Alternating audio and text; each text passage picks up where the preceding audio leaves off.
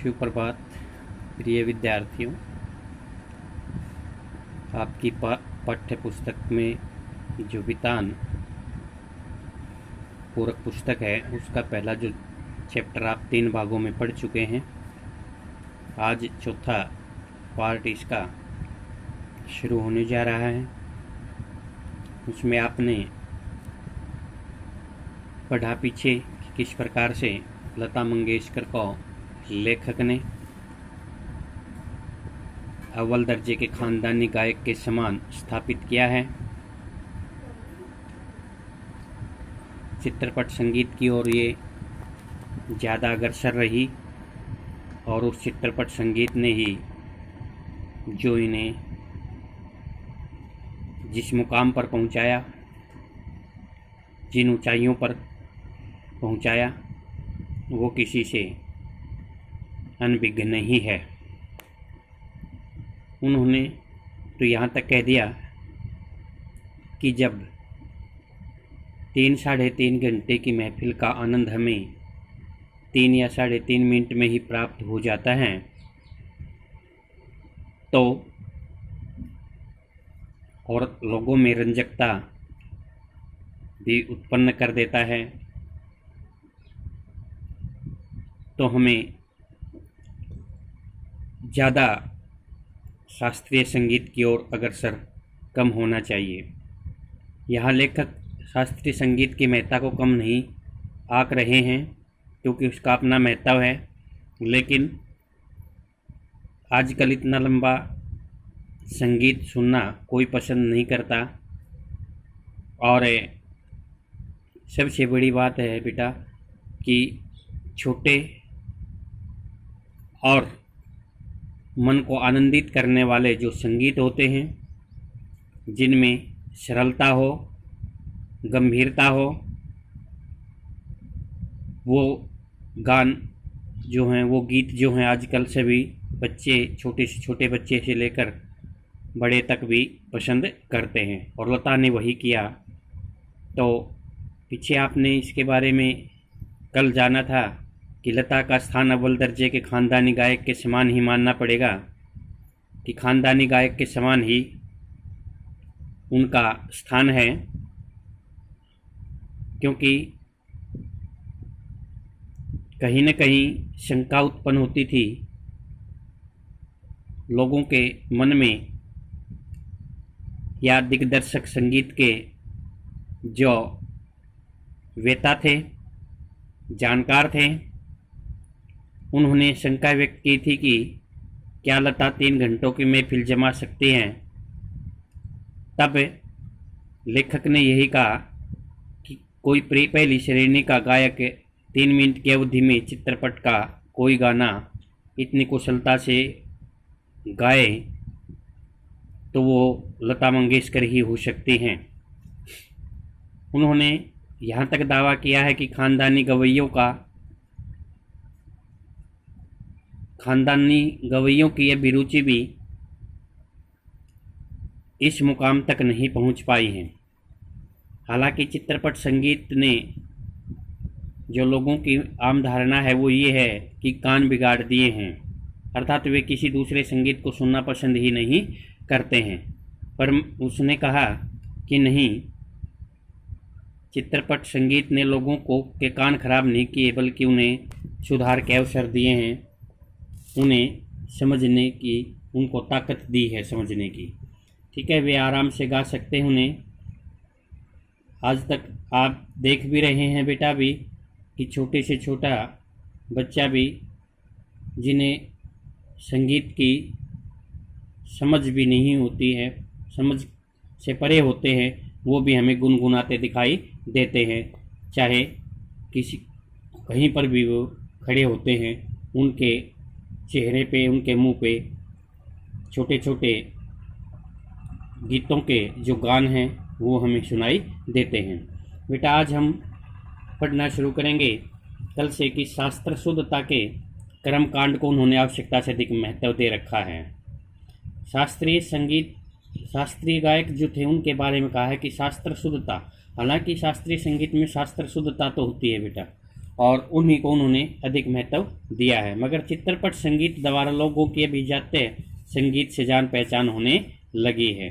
चित्रपट संगीत द्वारा लोगों में जो संगीत की के बारे में जानकारी है, उनके मन में जो भय है, उनके मन में जो शंका है, उनका निजात होने लगा है और जान पहचान वे संगीत के बारे में जानने लगे हैं। उनकी चिकित्सक और चौकस वृत्तियाँ बढ़ती जा रही हैं। ठीक है, वे संगीत का इलाज भी करना जानते हैं और उनके बारे में उनकी रुचि भी बढ़ने लगी है। केवल शास्त्र शुद्ध और नीरस गाना उन्हें नहीं चाहिए। आजकल की जो युवा पीढ़ी है, चाहे कोई भी व्यक्ति हो, सभी शास्त्र शुद्ध और नीरस गाना नहीं चाहते हो। उन्हें तो सुरीला और भावपूर्ण गाना चाहिए। सुरीला भी हो, अच्छा भी लगे, अच्छे सुर का हो और भावना से भरा हुआ होता है। और यह क्रांति चित्रपट संगीत ही लाया है। ठीक है, चित्रपट संगीत समाज की संगीत विषयक अभिरुचि में प्रभावशाली मोड़ लाया है। ठीक है, लेखक का मानना है कि चित्रपट जो संगीत है बेटा, वो समाज की संगीत विषयक संगीत के बारे में जो अभिरुचि है, उसके आसपास का जो क्षेत्र है, संगीत का क्षेत्र, उसके बारे में अभिरुचि लोगों की बड़ी है। चित्रपट संगीत की लचकदारी उसका एक और सामर्थ्य है, उसकी एक और ताकत है। लचकदार जो चित्रपट संगीत है, उसकी वो ताकत है, ऐसा मुझे लगता है। उस संगीत की मान्यताएं, मर्यादाएं, झंझटें सब कुछ निराली हैं। मान्यताएं, मंजूरी, मर्यादाएं, रीति रिवाज, झंझटें, जो उसमें बाधाएं हैं, सब कुछ अनोखी हैं। चित्रपट संगीत का तंत्र ही अलग है। लेखक कहता है कि चित्रपट संगीत तो निराला है, अनोखा है, उसकी अपनी मान्यताएं हैं, उनकी अपनी मर्यादाएं हैं और उसका तो तंत्र ही अलग है। यहाँ नवनिर्मित की बहुत गुंजाइश है, इसमें बहुत सा निर्माण, ठीक है, नवनिर्मित, नया बदलाव करने की आवश्यकता है, बहुत गुंजाइश है। ठीक है, जैसा शास्त्रीय रागदारी का चित्रपट संगीत दिग्दर्शकों ने उपयोग किया, उसी प्रकार राजस्थानी, पंजाबी, बंगाली प्रदेश के लोकगीतों के भंडार को भी उन्होंने खूब लूटा है। शास्त्रीय रंगदारी का चित्रपट संगीत दर्शकों ने, ठीक है, शास्त्रीय संगीत का जो मंच था, उसको चित्रपट संगीत के जानकारों ने उसका उपयोग किया और उसी के कारण राजस्थानी हो, चाहे पंजाबी हो, चाहे बंगाली हो, यहाँ के प्रदेश के लोकगीतों के भंडार को भी उन्होंने खूब लूटा है। यह हमारे ध्यान में रहना चाहिए। शास्त्रीय चित्रपट संगीत के गायकों ने, जानकारों ने शास्त्रीय संगीत के अलावा जो अलग से प्रदेश के लोकगीत हैं, उनके भंडार को भी उन्होंने खूब लिया है, समझा है, जाना है। खूब लूटा का मतलब खूब जाना है उनको, खूब वहाँ से खूब शब्द लिए हैं और उनकी जान पहचान के, चाहे वो लय हो, सुर हो, चाहे ताल हो, सभी को उन्होंने अपने शब्दों में, अपने संगीत में मिलाया है। यह हमारे ध्यान में रहना चाहिए। धूप का कौतुक करने वाले पंजाबी लोकगीत, रुक्ष और निर्जल राजस्थान में पर्जन्य की याद दिलाने वाले गीत, पहाड़ों की घाटियों, खोरों में प्रतिध्वनित होने वाले पहाड़ी गीत। देखना बेटा, यह हमारे ध्यान में रहना चाहिए। क्या कि भाई उन्होंने उसको खूब लूटा। अब यहाँ कहता है कि धूप का कौतुक, कौतुक होता है उत्साह, जानने की इच्छा। ठीक है, कोई न कोई जिस चीज़ के बारे में हमारे जानने की भावनाएं हों, करने वाले पंजाबी लोकगीत हैं। जो रुक्ष और निर्जल राजस्थान में, रुख है और निर्जल, जिनमें जल नहीं होता है, सूखा जहाँ हो उस राजस्थान में, पर्जन्य बादल, अर्थात रुखे और जहाँ जल न हो उस जगह को जो राजस्थान के लिए प्रयुक्त किया है, उस बादल की याद दिलाने वाले गीत, पहाड़ों की घाटियों में जहाँ तकरीबन बरसात होती रहती है, हरी भरी भूमि रहती है, रूखा नहीं रहता। ठीक है, तो खोरों में प्रतिध्वनित होने वाले पहाड़ी गीत है, वहाँ की उन घाटियों में, उन वादियों में, ठीक है, उन पर्वतों से टकराने वाली प्रतिध्वनि होने वाली पहाड़ी गीत, ऋतु चक्र समझाने वाले और खेती के विविध कामों का हिसाब लेने वाले कृषि गीत और ब्रज भूमि में समाविष्ट सहज सुधार गीतों का अतिशय मार्मिक व रसानुकूल उपयोग चित्रपट क्षेत्र के प्रभावी संगीत दिग्दर्शकों ने किया है। चित्रपट संगीत के पर प्रभाव डालने वाले, उनको जानने वाले, उस संगीत को आगे बढ़ाने वाले लोगों के बारे में कहा है कि चाहे धूप के बारे में जानने की उनकी पंजाबी लोकगीत हों, चाहे सूखा और जहाँ पानी हो, सूखा और जहाँ जल भी नहीं होता है, ठीक है, और बादल की याद दिलाने वाले गीत, पहाड़ों की घाटियों और वादियों में से पर्वतों से टकराने वाले जो पहाड़ी गीत हैं, ऋतु चक्कर समझाने वाले, ठीक है, जो ऋतु चक्कर, ऋतु में बदलाव होता है, कभी वसंत ऋतु आती है, वर्षा ऋतु आती है, इन सभी ऋतुओं के बारे में ऋतु चक्र है। और खेती के विविध कामों का हिसाब लेने वाले कृषि गीत, ठीक है, विविध अनेक प्रकार के काम जो खेती में किए जाते हैं, जिस प्रकार से कोई भी खेती की जाती है, तरह तरह के गीत गाए जाते हैं, ठीक है। जैसे फागुन के महीने में अलग गीत गाए जाते हैं, सावन के महीने में अलग गीत गाए जाते हैं, तो उन गीतों के बारे में कहा है जो कृषि से संबंधित होते हैं। और ब्रजभूमि समाविष्ट शामिल होने वाले सहज, आसान, मधुर, मीठे गीतों का अतिशय, बहुत ऊंचाई, अतिशय होता है बड़ापन, बड़े रूप में, मार्मिक, मर्म को छूने वाले, व रसानुकूल, रस को प्रदान करने वाला उपयोग चित्रपट क्षेत्र के प्रभावी संगीत दिग्दर्शकों ने किया है।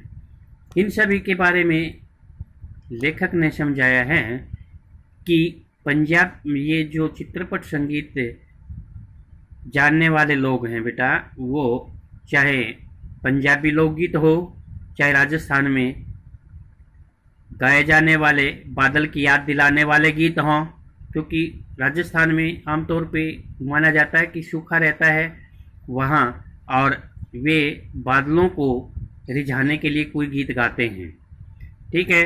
पहाड़ों की घाटियों में, वादियों में और पर्वतों से टकराने वाले जो पहाड़ी गीत होते हैं, ऋतु चक्कर, ठीक है, ऋतु बदलती रहती है, उनमें जो गीत गाए जाते हैं, और खेती के विविध कामों का हिसाब लेने वाले, तरह समय समय पर अनेक खेती की जाती है बेटा, तो उस समय अनेक तरह के जो औरतें होती हैं वो अपना गीत गाती हैं कि वो कृषि गीत कहलाते हैं। और ब्रजभूमि में जो समाविष्ट शामिल होने वाले सहज हो, आसान हो, मधुर गीतों का जो मार्मिक, जो अति ऊंचाई तक हो, बड़ा हो, बड़े रूप में, मर्म को छूने वाला हो और रस को प्रदान करने वाला हो, उन सभी क्षेत्रों को प्रभावी संगीत दिग्दर्शकों ने उनका किया है और आगे भी करते रहेंगे, ठीक है। तो इस प्रकार से बताया कि किस प्रकार से जो चित्रपट संगीत है बेटा, इसके अंदर सभी चीज़ों का समावेश किया गया है, चाहे वो किसी भी ऋतु से संबंधित होता है, चाहे किसी स्थान से संबंधित होता है, चाहे किसी पहाड़ से या सूखे राजस्थान जैसे इलाके से, और चाहे ब्रजभूमि की हरी भरी भूमि से संबंधित होता है, रस को प्रदान करने वाले गीत होते हैं। थोड़े में कहूँ तो संगीत का क्षेत्र ही विस्तीर्ण है। लेखक कहता है कि थोड़े से शब्दों में कहना चाहूँ तो संगीत का क्षेत्र ही विस्तार लिए हुए है, इतना फैला हुआ है। वहाँ अब तक अलक्षित, असंशोधित और अदृष्टिपूर्व ऐसा खूब बड़ा प्रांत है, तथापि बड़े जोश से इसकी खोज और उपयोग चित्रपट के लोग करते आ रहे हैं। उस संगीत का क्षेत्र इतना बड़ा है, इतना विस्तार लिए हुए हैं, जिसे लक्ष्य न किया जा सके, अलक्षित जिसका लक्ष्य नहीं हो कोई, जिसे साधाना जा सके, असंशोधित जिसमें सुधार न हो सके, और अदृष्टिपूर्व जिसके पार दूसरी उस छोर ने देखा जा सके।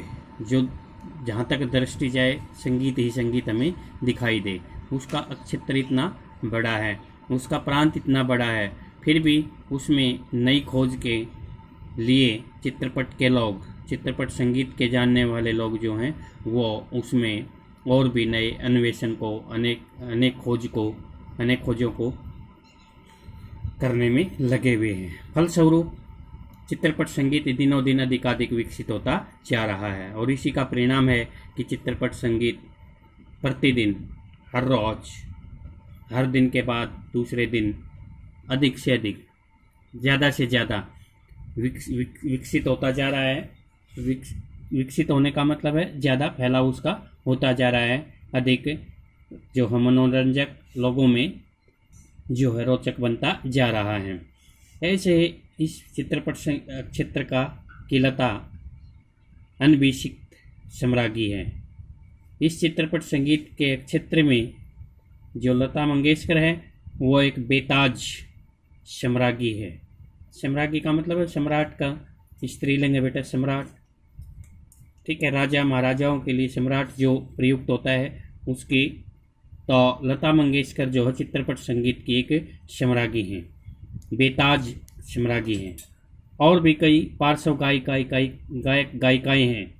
पर्दे के पीछे गाने वाली अनेक गायक और गायिकाएँ हुई हैं, पर लता की लोकप्रियता इन सभी से कहीं अधिक है। लता मंगेशकर की लोकप्रियता, प्रसिद्धि जो हो इन सब से कहीं अधिक है।